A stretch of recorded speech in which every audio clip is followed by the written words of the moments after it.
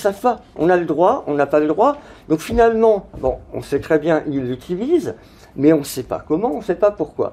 Donc, moi je leur dis, moi je vous dis simplement, vous l'utilisez, mais vous l'utilisez de manière honnête. C'est-à-dire qu'à la fin du mémoire ou à la fin de l'exposé, machin, il faut que j'ai vos prompts, quel gars vous avez utilisé, quel prompt vous avez utilisé, et les réponses données. Voilà. Et je leur ai bien précisé, attention, vous n'allez pas dire à mes collègues, ah ben si, on a le droit de faire ça, M. Planck l'a dit. Je dis, non, il n'y a rien. Actuellement, à l'université, on est en train de discuter d'une charte de l'utilisation de l'IA. Et on est déjà largué. On n'en est plus à savoir si on peut ou on ne peut pas. On en est à savoir comment on fait pour l'utiliser pour enseigner, comment on fait pour évaluer les étudiants. Enfin, nous, en droit, je dis, il faut réformer complètement notre façon d'évaluer. En donnant un cas pratique, et on dit à l'étudiant, tu le fais avec UGA, enfin plutôt inversement, tu le fais sans UGA, et tu refais le même cas pratique avec UGA. Et le véritable travail, c'est de me dire comment tu as utilisé l'IA, et surtout, qu'est-ce que ça t'a apporté par rapport à la solution.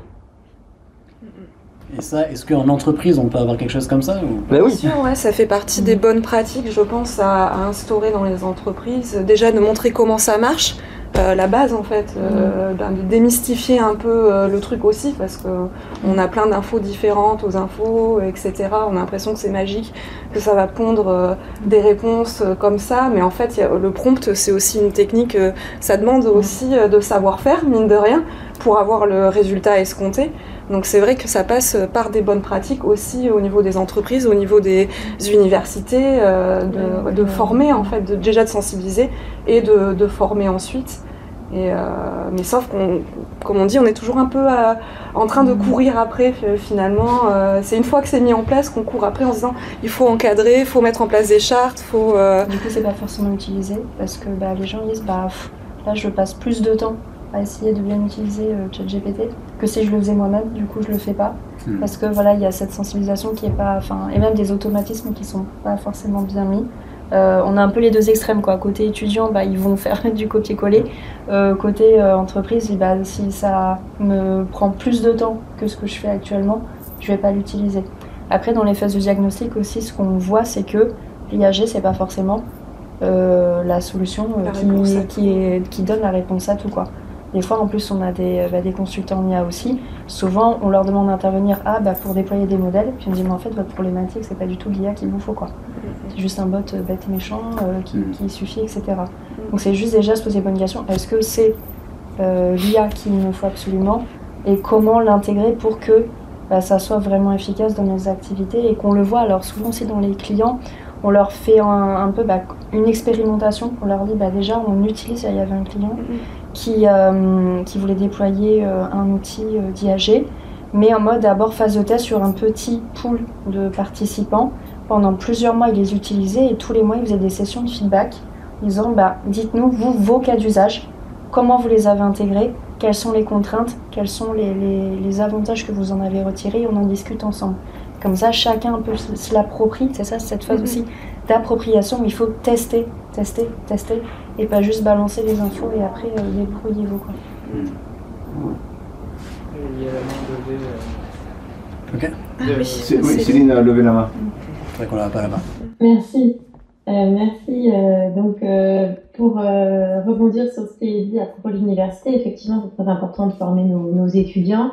Moi, je le fais parce que j'ai un cours de droit d'IA et du numérique, donc forcément, j'invite les étudiants à utiliser les outils et à documenter ce qu'ils font et à prendre du recul avec les résultats produits et avec les capacités de l'outil. Et quand j'étais à Toulouse, je dirigeais un master qui aussi en droit du numérique, qui intégrait des enseignements en informatique. Donc, il y a quand même des formations dans lesquelles informatique et IA. Donc, il y a quand même des formations dans lesquelles on rentre un petit peu dans l'utilisation et dans la description un peu technique de ce que c'est. Donc, je voudrais quand même pas qu'on passe toujours pour les derniers, la dernière discipline, les juristes, c'est la dernière discipline à connaître et comprendre les choses. Donc, je pense quand même qu'on s'est un peu pris en main, même si c'est pas une généralité, moi, s'en fout. Mais voilà, ça commence à se faire. Et c'est vrai que voilà, on a déjà des discussions sur ce que chaque enseignant permet de faire ou pas dans ses cours. Et effectivement, je pense qu'avant toute chose, c'est la transparence et l'explication de dire comment on a utilisé l'outil plutôt que de se demander si on l'a utilisé ou pas et puis essayer de jouer au chat et à la souris pour savoir si on va repérer la copie faite par ChatGPT. Bon, c'est pas très intéressant. Effectivement, je pense on n'en est plus là. Et pour revenir à la question sur la lenteur, sur le fait de faire une pause, etc., il faut pas oublier qu'on est maître des choses parce que je trouve qu'on a l'impression que l'IA est là, alors on n'a pas le choix, elle s'impose, il va falloir la mettre partout, ça va très vite, on est dépassé, etc. Mais enfin, c'est des choix de société. Et je pense qu'il y a aussi un grand discours des entreprises, des grosses entreprises américaines qui fournissent ces gros modèles d'IA en particulier. Et rien ne nous empêche de faire une pause ou de réfléchir ou de dire comment on se l'approprie et en quoi c'est utile, en quoi ça l'est pas. Et j'apprécie beaucoup ce qui vient d'être dit parce qu'il y a c'est pas la solution miracle à tout. Donc il y a plein de moments où simplement le fait de se dire c'est pas l'IA qui va répondre à ce problème-là, c'est quand même important de se poser cette première question avant de se lancer. Et je pense qu'en effet, pour moi, il est urgent à la fois de se l'approprier, mais de se l'approprier intelligemment, je dirais, et de savoir dire, ok, là on le déploie pas, ça répond pas à nos besoins, ou c'est trop cher, ou c'est trop gourmand en ressources, parce qu'il y a un coût environnemental, donc il faut quand même pas oublier. Et j'aimerais bien qu'on intègre d'ailleurs un petit peu plus dans les balances qu'on fait parfois entre est-ce que ça vaut le coup de s'en servir ou pas. Quand je vois que maintenant tout le monde utilise ChatGPT pour poser la moindre question de base qu'on demandait avant à un moteur de recherche et ça suffisait largement. Je trouve qu'on est devenu un peu dépendant on a le réflexe, on est devenu dépendant, mais c'est pas un coût énergétique équivalent. Donc je pense qu'il faut aussi être précautionneux de ce point de vue-là. Et ce sont des choix de société, tout ça. Et donc je pense que voilà, la vitesse ou la pause ou la réflexion, c'est à nous de l'imposer.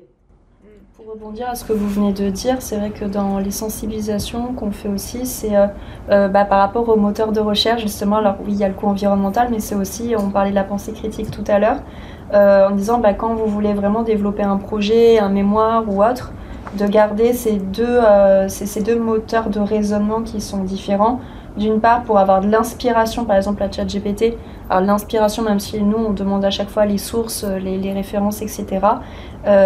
Et aussi prendre le moteur de recherche pour, un peu comme nous, quand on peut avoir une première trame, par exemple pour créer une lettre de motivation, par exemple, on peut avoir peut-être une première trame fournie par ChatGPT.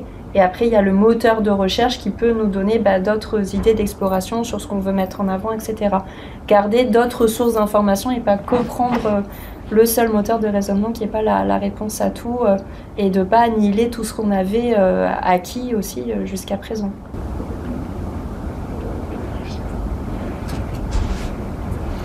Oui, on a parlé à plusieurs reprises de gouvernance, de charte, de règles. Et puis je pense qu'en même temps, on dit que ça va très vite techniquement et que ça évolue tous les jours. Et là, c'est le grand écart, je pense. Et en fait, un débat que les gens ont peu, je trouve, et typiquement entre des rencontres entre des gens qui ne sont pas des spécialistes d'IA et des gens qui font de l'IA, c'est le bon endroit pour l'avoir, c'est qu'est-ce qu'on se donne comme principes, valeurs, concepts abstraits qui permettent à des gens qui ne sont pas des spécialistes d'IA de manipuler des concepts d'IA. Alors, un exemple très simple de ça, il y a 10-15 ans, alors pour les gens qui n'ont pas mon âge, ils s'en souviennent peut-être pas, mais on a commencé à dire sur Internet, vous pouvez aller dans votre navigateur à votre banque, mais attention, c'est dangereux, il faut encrypter les liaisons. Il y a eu 3 ans de bazar. Personne ne comprenait, cryptage, 64 bits, 128 bits, ce qui machin. Maintenant, c'est super simple. Il y a un cadenas. Et les gens ont compris. C'est-à-dire personne, 95% de la population serait infoutu de vous expliquer comment marche le chiffrage entre leur navigateur et leur banque.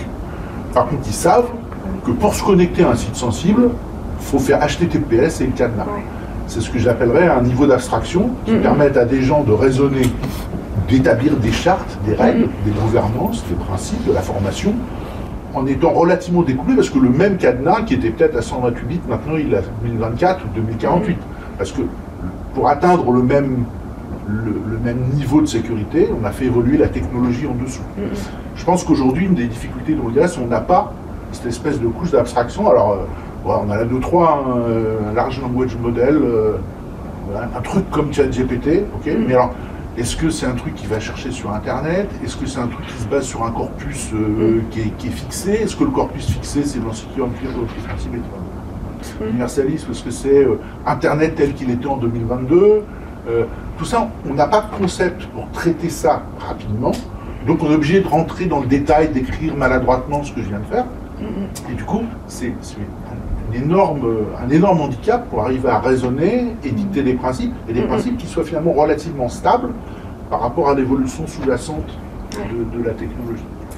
Et moi, je ne vois pas beaucoup de gens travailler à l'établissement de cette couche intermédiaire. Donc, je sais pas si d'un langage commun, ou en tout cas d'un symbolisme commun concepts, autour... C'est ce que c'est ce que fait l'homme normalement. Il fait des concepts abstraits, mais là, on n'en a pas beaucoup. Alors, on voit par exemple, on dit, ah bah oui, mais on va faire du...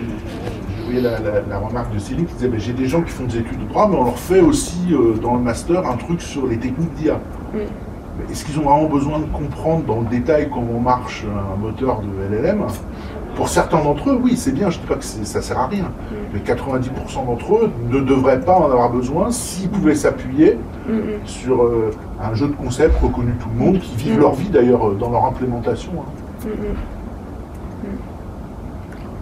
J'ai l'impression, il y avait une enlevée aussi. Je ne sais pas si c'était pour répondre ou c'était pour une autre question. Non, c'était pour répondre.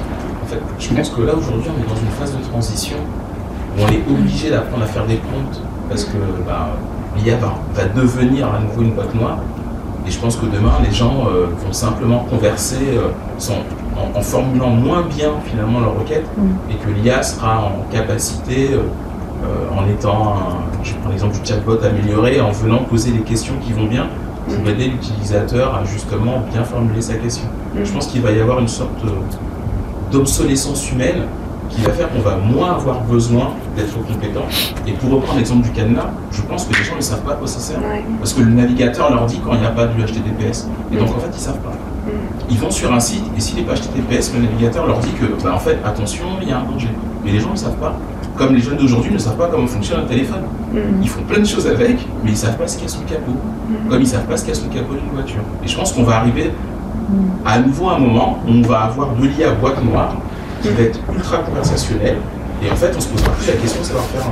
Là on a la chance d'être dans cette phase de transition, on se pose encore des questions, mais je pense que voilà, il y a des modèles, il y a du COT qui arrive, on a presque plus besoin finalement de savoir faire un prompt toujours, dans certains cas. C'est juste pour répondre.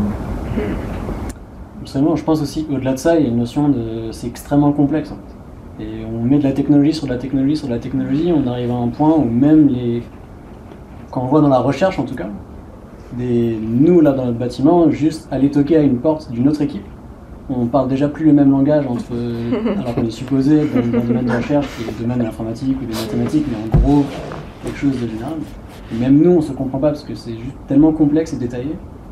Et je pense qu'avec l'IA il y a aussi ce côté-là, c'est que c'est tellement complexe qu'on peut essayer de comprendre un peu les choses générales, mais même les personnes qui font l'IA particulière, il y a des chances que si on prend un autre type d'IA, il y a un problème comme ça. Et je suis assez d'accord sur le côté, c'est une question de temps je pense à se démocratiser, ça me faisait penser par exemple au moteur de recherche, je sais pas, au tout début des moteurs de recherche que les gens tapaient dans les barres de recherche, ça m'étonnerait pas que ce soit des phrases complètes de j'aimerais te demander que tu me donnes une recette de je ne sais quoi. Et en fait avec le temps certainement on comprend mieux comment ça marche et comment on doit utiliser ça, il y a une sorte d'appropriation je pense, qui se fait au fur et à mesure. Et après, les interfaces vont changer. En tout cas, en interaction de machine, il y a de la recherche sur comment interagir avec des IA au-delà de juste des prompts, comment faire des requêtes dans un contexte particulier avec des interactions particulières. Et ça risque d'évoluer. Mais je ne sais pas si vous avez un avis différent dessus. Ah si, je suis complètement d'accord, mais on le voit déjà avec des anciennes technologies comme l'email, etc.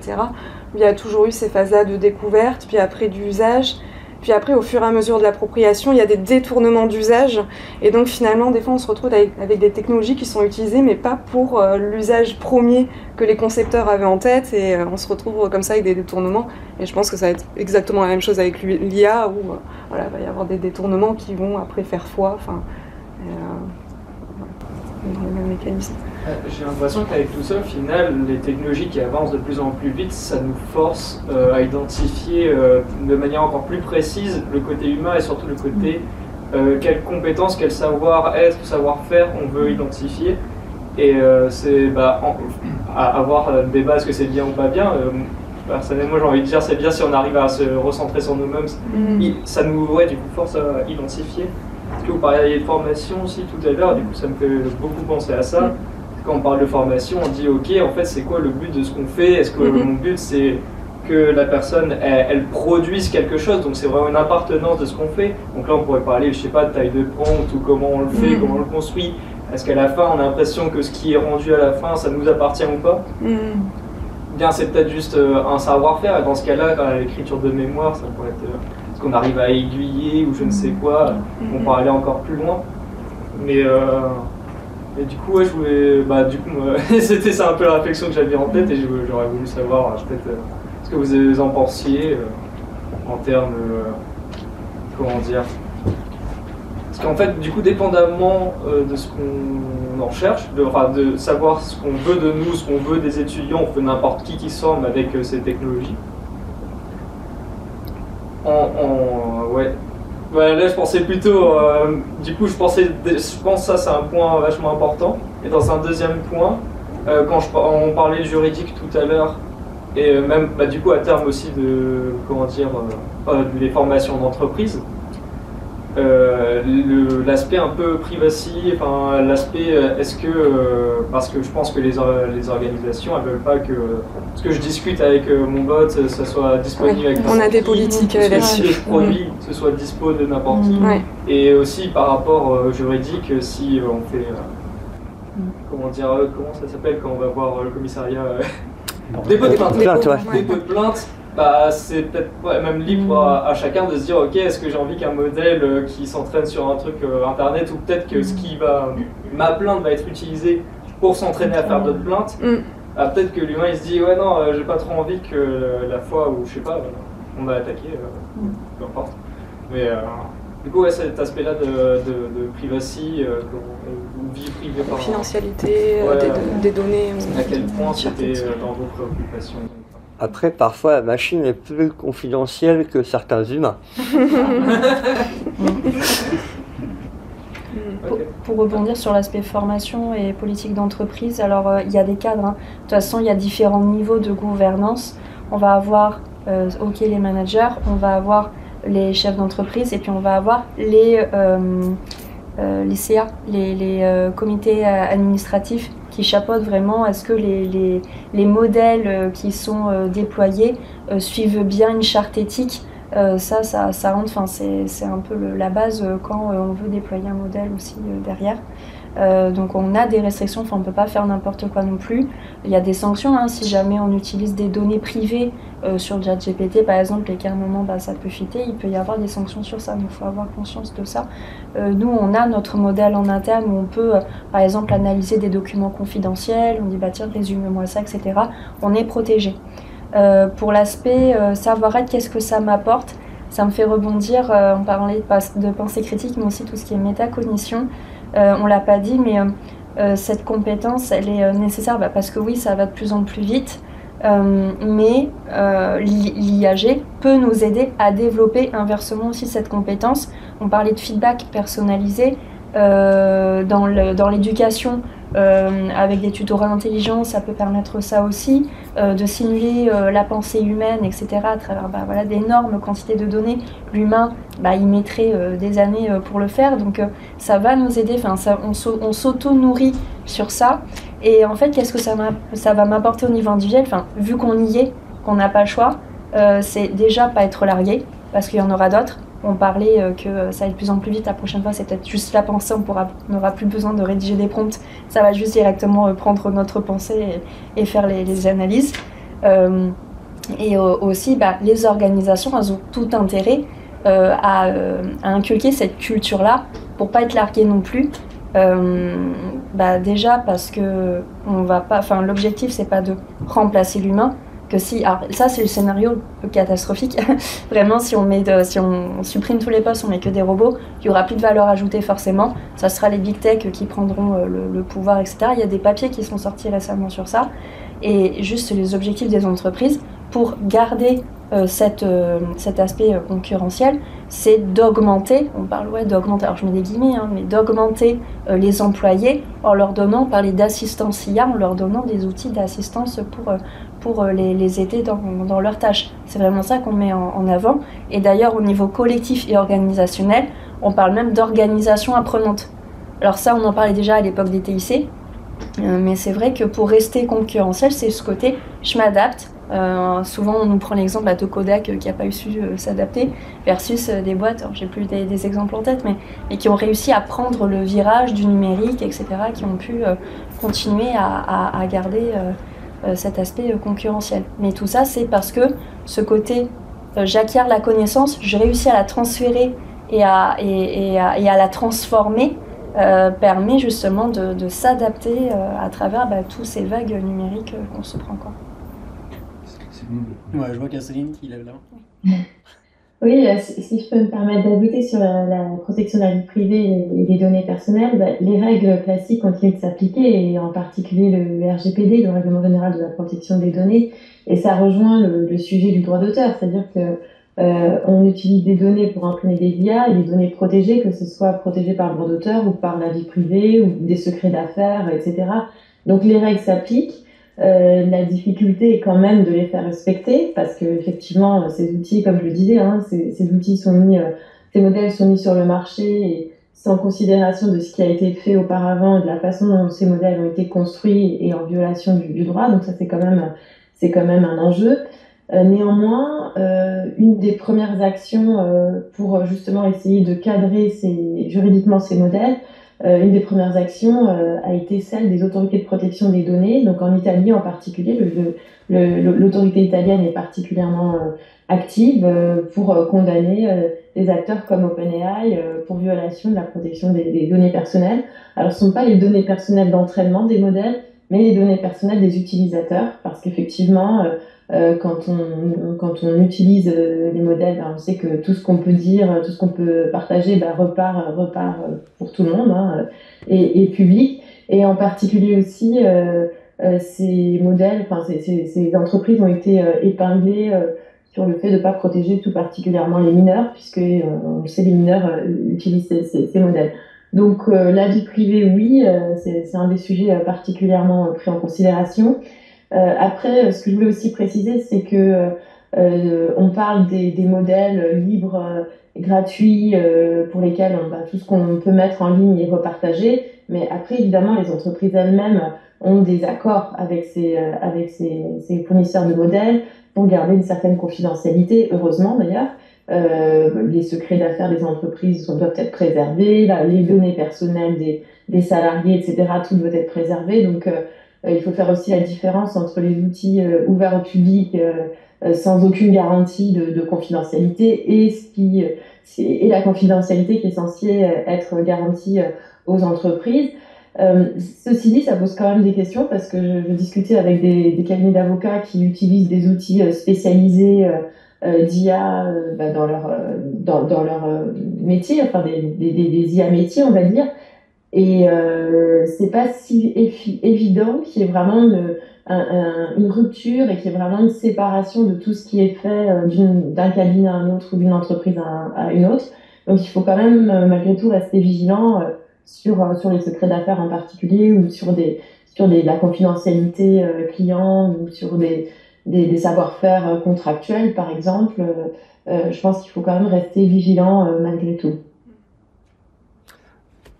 D'ailleurs, moi je voudrais ajouter, alors je ne l'ai pas dit tout à l'heure, mais évidemment, tous les cas d'usage dont j'ai parlé, une grosse difficulté aussi, c'est de les cadrer et de respecter le RGPD, l'IAC, etc. Parce que l'IAC nous empêche concrètement certaines tâches données à l'IA. D'ailleurs, nous en pénal, l'anonymisation, c'est un des gros problèmes. D'ailleurs, aujourd'hui, toutes les décisions de justice sont en open source, sauf les décisions pénales. De 6 mois en 6 mois, on reporte l'open source. Pourquoi? Parce que une décision pénale, c'est pas que anonymiser, c'est pas enlever Monsieur Jean-Claude Planck, c'est même pas enlever Monsieur Jean-Claude Planck à l'os, car que il faut enlever suffisamment d'éléments pour pas pouvoir identifier, mais si vous enlevez trop d'éléments, ça ne sert plus à rien, vous avez une coquille vide. Donc ça aussi, c'est une grosse difficulté. Et par rapport notamment à la prise de plainte, c'est une grosse difficulté. On a, de toute façon, nous, là, on travaille sur un modèle d'essai, donc uniquement pour nous, mais évidemment, on a l'obligation d'anonymiser avant la plainte. Donc, mais c'est un problème très complexe. Et puis, qui pose aussi sur quel modèle on va se reposer. Est-ce que je vais utiliser un modèle privé ou est-ce que je vais plutôt aller vers Albert ou faire quelque chose de plus sécure, entre guillemets. Une remarque, c'est que on a parlé un petit peu là d'un exemple qui est celui des moteurs de recherche pour essayer que les gens puissent se faire en tête un petit peu une métaphore de ce qui est en train de se passer. C'est aussi quelque chose que j'utilise, mais en fait ne peuvent vraiment comprendre que ceux qui ont vu le début des moteurs de recherche. C'est-à-dire ceux qui ont plus de 30 ou 40 ans quand même. C'est-à-dire qu'on est, tous ceux qui ont moins de 40 ans, en gros, ont vécu avec les moteurs de recherche qui étaient déjà immergés complètement dans notre quotidien. Donc on n'a plus cette capacité de pouvoir prendre le recul par rapport à ça. Alors, il y a d'autres métaphores qui existent, celle des cookies par exemple, ou bien même celle des métaphores, d'autres éléments qui permettent de comprendre ce qui va se passer. C'est celle des cookies où effectivement on peut très bien continuer à refuser les cookies, mais parfois c'est tellement compliqué de les refuser que finalement on finit par les accepter et on perd la capacité qu'on a quand même, qui est de remettre à zéro ces cookies régulièrement. Si on fait un petit tour dans la salle, quand est-ce que sur vos navigateurs vous avez remis à zéro les cookies, vous voyez que pourtant on est tous conscients de ce qui se passe. Autre élément, c'est quand on téléphone à n'importe quel opérateur, enfin un plombier, électricité, enfin ce que vous voulez quoi. Il y a toujours un enregistrement qui est fait on peut s'y opposer, mais cet enregistrement on ne sait pas à quoi ça va servir. Enfin on doute bien maintenant à quoi ça va servir, mais en fait cette qualité-là, elle sert là-dessus. Donc en fait, il y a pas mal d'éléments dans notre quotidien sur lesquels on pourrait s'appuyer, mais sur lesquels on ne prend pas d'appui parce que finalement, ça ne nous donne pas très envie. Et on accepte en fait. Voilà. Et deuxième élément, c'est que ça va très très vite, c'est-à-dire que les modifications se font encore plus vite que toutes celles dont j'ai parlé. Et puis, il y a aussi un autre problème qui est celui des fichiers de l'État. Et l'État essaye de pouvoir rajouter des éléments dans ces fichiers. Chaque fois qu'on le fait, ça pose des problèmes, etc. Mais corréler les fichiers d'État, c'est juste se donner les mêmes moyens qu'ont les mafias.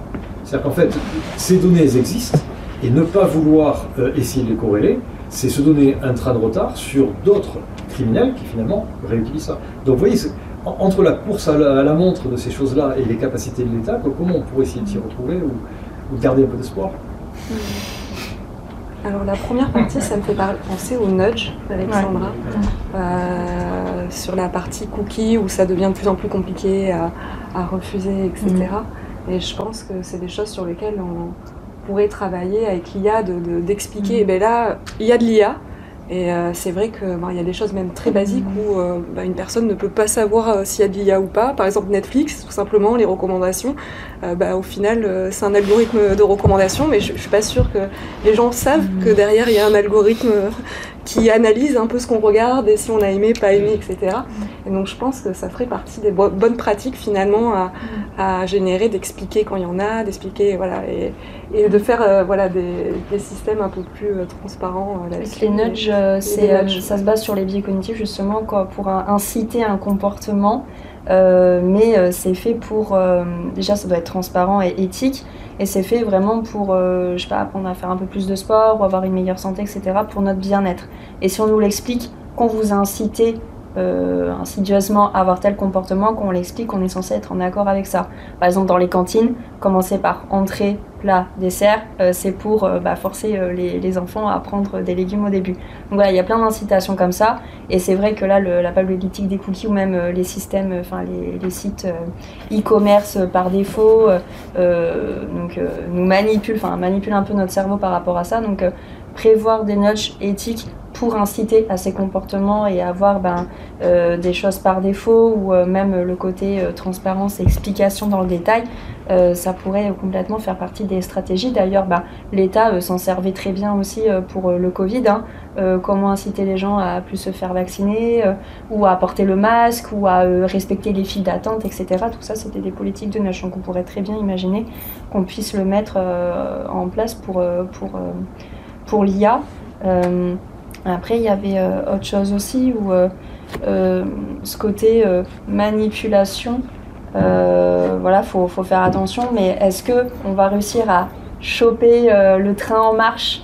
Ça, c'est encore autre chose, parce qu'il y a plein de priorités aussi derrière, donc c'est vraiment une vraie question sur ces usages.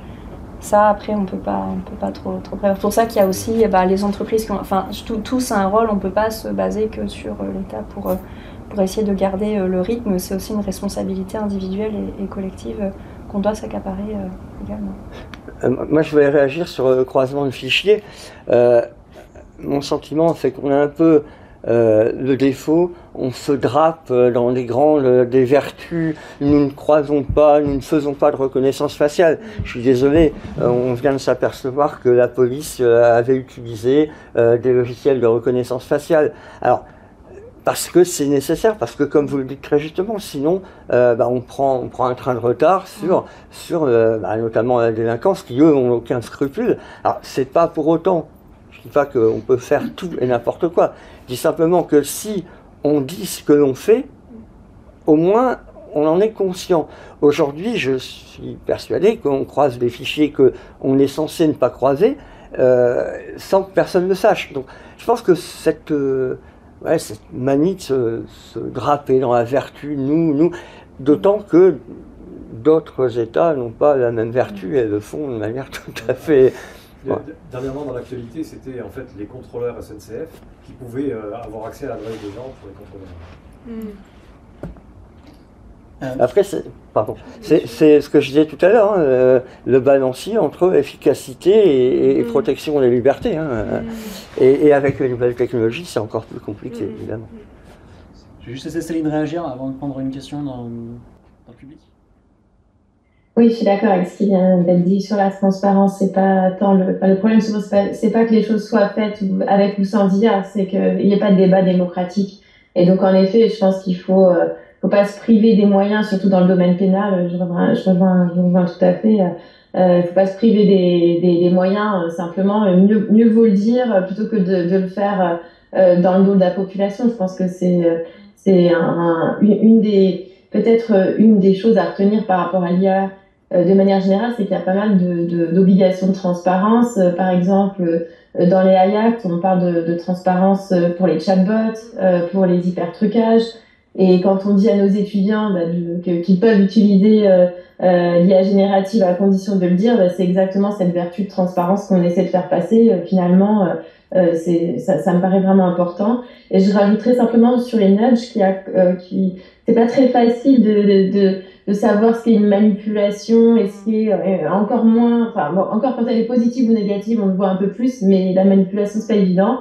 Mais je voulais juste rappeler que dans les AI Act, il y a une interdiction de la manipulation subliminale. Alors, subliminale, on pourra en discuter des heures. Mais l'idée, effectivement, c'est que ça porte préjudice à la personne, contrairement à ce qui vient d'être expliqué à l'instant. J'ajouterais juste aussi, quand on dit ce que l'on fait, nos organes de contrôle, qui sont quand même de merveilleux outils, le Conseil Constitue, le Conseil d'État, la Cour de cassation, peuvent contrôler effectivement. Si tout ça se fait, sous la table, il n'y a personne qui contrôle rien.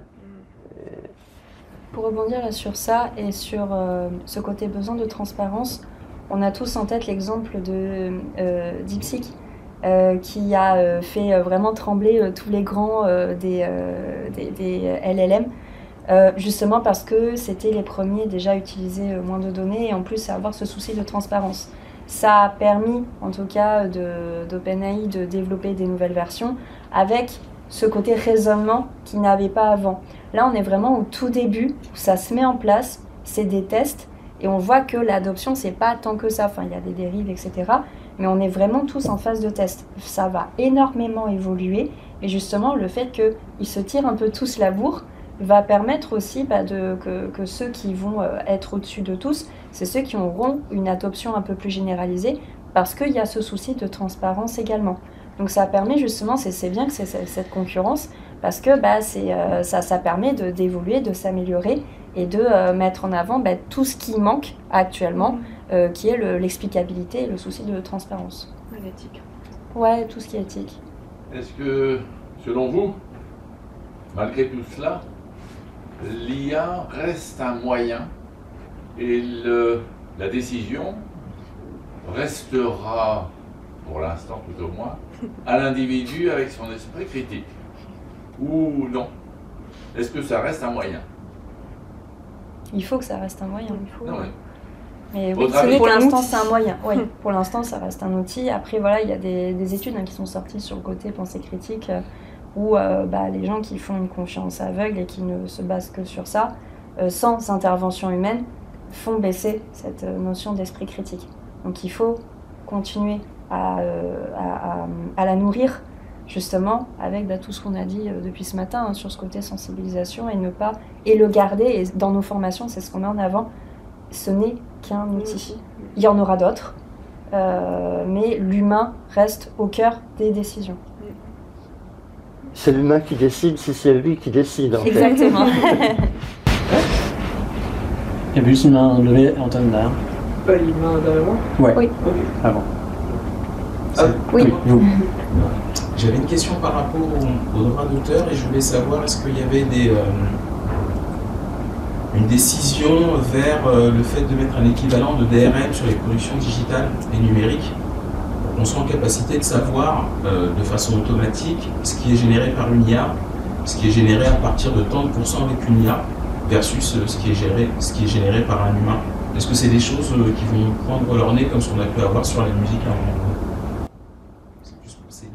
Ouais. Est-ce que Céline, tu as entendu ou pas? C'est des questions, si j'ai une bêtise, dites-moi, bien sûr. Une question de DRM sur les droits d'auteur, et par exemple de pourcentage de droits d'auteur pour la machine, pourcentage de droits d'auteur pour l'humain. Est-ce que c'est des directions dans lesquelles on va actuellement? On a perdu. On n'a pas eu la vidéo, mais je crois que c'est bon toujours. Oui. Non. Non, il n'y a pas de pourcentage préétabli. Si j'ai bien compris la question, un pourcentage qui serait préétabli, c'est ça? En fait, l'idée c'est que, je ne sais pas si vous m'entendez, j'ai pas Non. Je peux répéter, dites. Ma réflexion, elle part du principe de ce qu'on a vu pour tout ce qui était médias et communication, où en fait ils ont été obligés de mettre que les images étaient générées par des IA, parce que c'était le début et que ça avait une dimension un peu trompeur. On a tendance à associer l'IA à de la triche. Et en fait, on sait très bien que les qualités vont être meilleures et que c'est un secteur dans lequel les gens sont très motivés par l'usage de ces outils-là. Et donc, on va avoir une difficulté à savoir ce qui est généré par de l'IA ou non, quelle est la valeur de l'humain dedans. Et je voulais savoir si, en termes de protection, le fait de mettre quelque chose qui ressemble à des DRM, le fait de venir taguer, de mettre une watermark ou quelque chose comme ça, est-ce que c'est des choses qui sont envisagées pour faire le distinguo entre ce qui est purement fait par la machine, même s'il y a un humain derrière, et ce qui relève finalement d'une création 100% humaine? Oui, d'accord. C'est pas. Pardon. Donc, ma réponse était à côté. Oui, les watermarking, ça fait partie des solutions qui sont envisagées, notamment pour la traçabilité des titulaires de droits, pour pouvoir obtenir une rémunération et répondre à la problématique que j'ai exposée tout à l'heure. Mais le problème du watermarking, c'est que la traçabilité n'est pas non plus garantie, notamment quand il y a des transferts d'images. On peut perdre le watermarking, donc c'est pas non plus la solution parfaite, notamment pour la mise en œuvre des droits d'auteur et la rémunération des auteurs. Et la question de la transparence, en fait, c'était dans les publicités, je pense que c'était plus justement la redevabilité dont on parlait tout à l'heure, le fait de dire on utilise de l'IA pour les chatbots, pour la publicité, images partiellement générées par IA, ou encore cet article a été co-rédigé avec l'aide de l'IA, etc. Je pense que ça fait partie plutôt de la transparence et de la redevabilité pour informer la population. Mais c'est pas, pour moi, c'est pas le moyen de déterminer la part de l'humain et la part de la machine. Voilà, c'est plus de l'information du public et de la transparence, vraiment au sens de redevabilité. Merci. Je sais pas si ça répond. Oui. Est-ce que Antoine, il y avait une dernière question ou pas Est-ce que je l'ai pas oublié entre temps? Non, si, du coup, non, elle va être assez courte en théorie, c'est juste pour avoir vos opinions. Parce qu'on parle, on parlait de formation, on parlait d'université. Moi, quand on a dit ça, à un moment, je me dis, en fait, les jeunes, n'importe quel jeune qui a accès à un ordinateur, il peut s'essayer à l'usage de l'IA. Et du coup, ce besoin de formation, à votre avis, il pourrait arriver vers quel âge? De se dire, ok, il y a toujours cette question, ok, pourquoi on utilise les choses, vers où, comment. Selon vous, vers quel âge c'est intéressant, quoi. Ce serait quoi le bon moment? Le plus tôt possible, j'ai envie de dire. Et puis pour moi, justement, c'est le rôle aussi de l'éducation, d'inculquer ces valeurs-là de pensée critique, de pensée un peu systémique aussi. Donc pour moi, ce serait le plus tôt. Et puis après, tout au long de la vie aussi, je pense qu'il y a une responsabilité à avoir aussi autour de ces transformations-là, parce que ça peut avoir un impact sur l'emploi des personnes. Notamment des emplois où beaucoup de tâches vont être automatisées. Donc il y a cette responsabilité-là aussi de la reconversion professionnelle, de la montée en compétences et tout ça. Donc il faut se donner aussi les moyens d'accompagner cette transformation-là, collectivement et même, je pense, de manière sociétale aussi.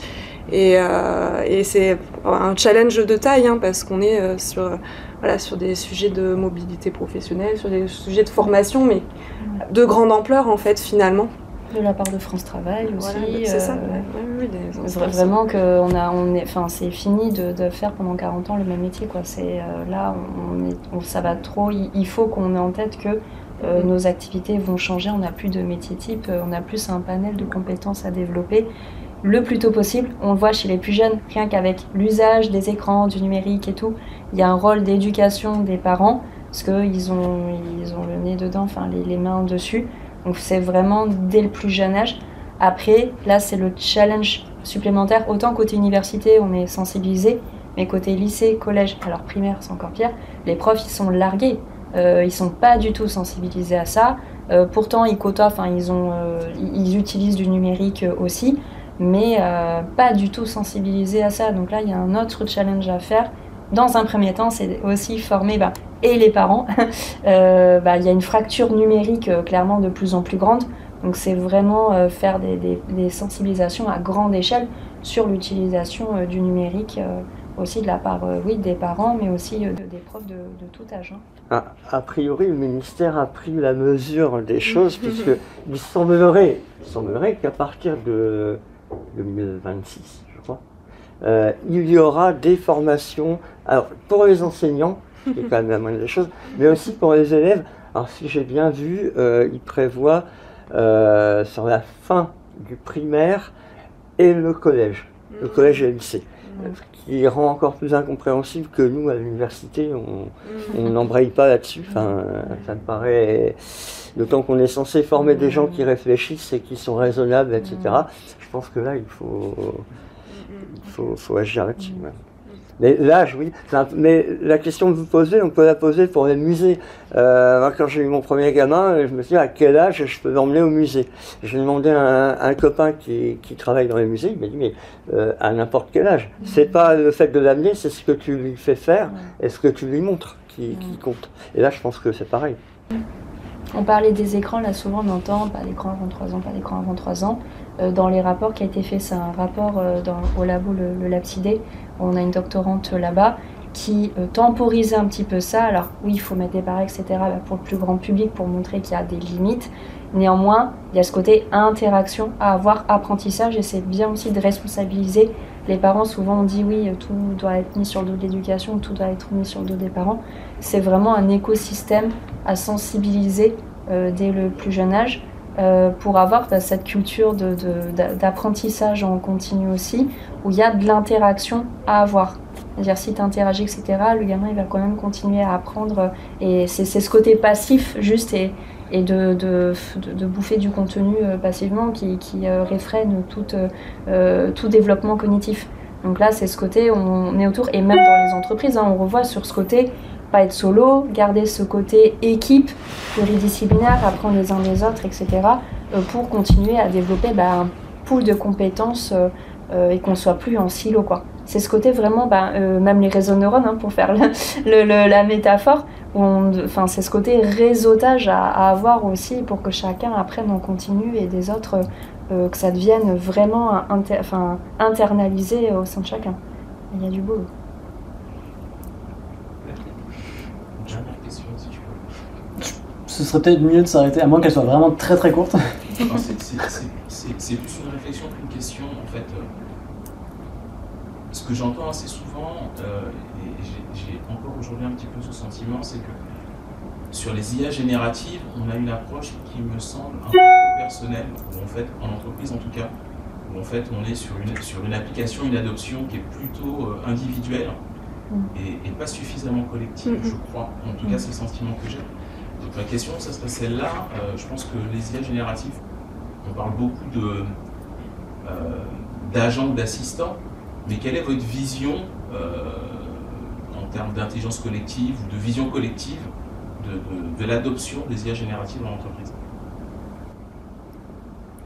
Alors, je pense que c'est une très bonne question et je vous rejoins sur le fait qu'on prend beaucoup le problème d'un point de vue individuel et pas assez collectivement sur les usages collectifs, mais ça c'est une problématique qui est finalement sur tous les outils en fait.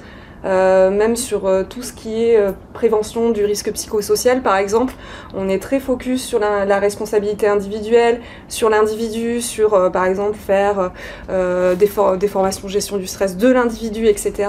Et on n'adresse pas assez souvent le problème de manière plus systémique, déjà collectivement mais aussi plus macro, même organisationnelle. Et donc je pense que c'est une très très bonne question et c'est en effet quelque chose qu'il faudrait développer. Je le disais dans la présentation, de questionner les usages aussi au niveau du collectif, au niveau de l'équipe et que les personnes finalement communiquent aussi sur ce qu'elles font et apprennent les uns des autres et voir aussi cet usage-là, comment il peut servir l'équipe, le collectif, avec bien sûr cette responsabilité aussi managériale derrière. Du manager, aussi de la transparence, lui comment il utilise les données, qu'est-ce qu'il va regarder, etc. Et qu'il a aussi un peu des fois cette responsabilité aussi de l'animation de l'équipe autour des outils. Mais ça c'est c'est sur tous les outils finalement, j'ai envie de dire. On le voit beaucoup avec par exemple le stress qui peut être généré avec les emails, la surcharge des emails, etc. Et ça, c'est des choses que si on l'adresse pas de manière plus collective et de manière plus systémique, en fait, on peut pas. Le problème sera pas réglé. C'est pas une seule personne. Derrière, c'est des pratiques de travail, c'est des pratiques collectives. Et d'en parler, de communiquer. Donc, on dit souvent aux managers, montrez l'exemple aussi. Vous voulez que vos équipes s'approprient cet outil. Aller les voir. Alors oui, ça met une surcharge en plus, mais c'est là où on l'accompagne aussi. C'est notre rôle aussi de les accompagner parce que là, pendant le Covid, il était un peu démuni, où il s'est retrouvé à gérer des équipes à distance. Il n'avait jamais vécu ça, donc toujours un peu compliqué. C'est là où on intervient aussi pour responsabiliser un peu tout le monde et même les organisations aussi. Déjà, dire est-ce que c'est vraiment cet outil-là qu'il vous faut? On va aller questionner les équipes, les usages, et après, c'est vraiment tout ce qui est transparence, communication et feedback, la culture du feedback à avoir aussi pour que chacun apprenne les uns des autres. Mais il faut montrer l'exemple, quoi. Et souvent, c'est alors encore plus dans des grosses structures où tout est hyper siloté. Là, on essaie d'ouvrir un petit peu plus les barrières sur ce partage d'expériences-là, quoi, au final. Il y en aura, et ça va. Le temps qui s'approprie, on va déjà passer à autre chose. Donc, ça en continue. Merci beaucoup. Merci à vous pour vos questions.